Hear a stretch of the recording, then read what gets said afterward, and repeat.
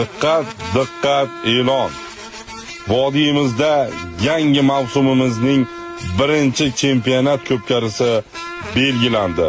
Namangan viloyati Chortoq tumanida yashovchi Rasulov Bahodir hoji akamiz o'g'illari Jamshidbek, Rashidbek farzandlari Ikromjon, Qobiljon, Xurshidbek javohirlarning xatna to'yi munosabati bilan o'tkaziladigan chempionat ko'pkarimizga barcha yurtimizning otboz va polvonlarini taklif qilib qolamiz.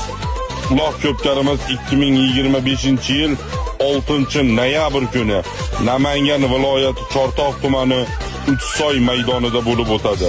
Ko'pkarimiz solimlari 2 ta tuya, 30 ta sarka, 4 ta toy, 15 ta gilam, 5 ta plazma ekranli televizor, qolaversa surpriz solimlar, pulli solimlar siz aziz polvonlarimizni kutib turibdi.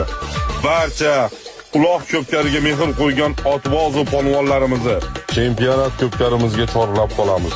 Uloq ko'pkarimizni Farg'ona, Qo'qon Zafar hoji akamiz olib boradi. Uloq ko'pkarimiz soat 11:00 da boshlanadi. Siz aziz vodiyliklardan shu kuniga uloq ko'pkari belgilamasligingizni iltimos qilib qolamiz va albatta barchalaringizni yana bir bor chempionat ko'pkarimizga Rasulov Bahodir hoji akamiz farzandlarini ko'pkarisiga chorlab qolamiz. Ko'pkarimiz 2025-yil 6-noyabr kuni Namangan viloyati Chortoq tumani Uchsoy maydonida bo'lib o'tadi. Barchalaringizni maydonimizda kutib qolamiz.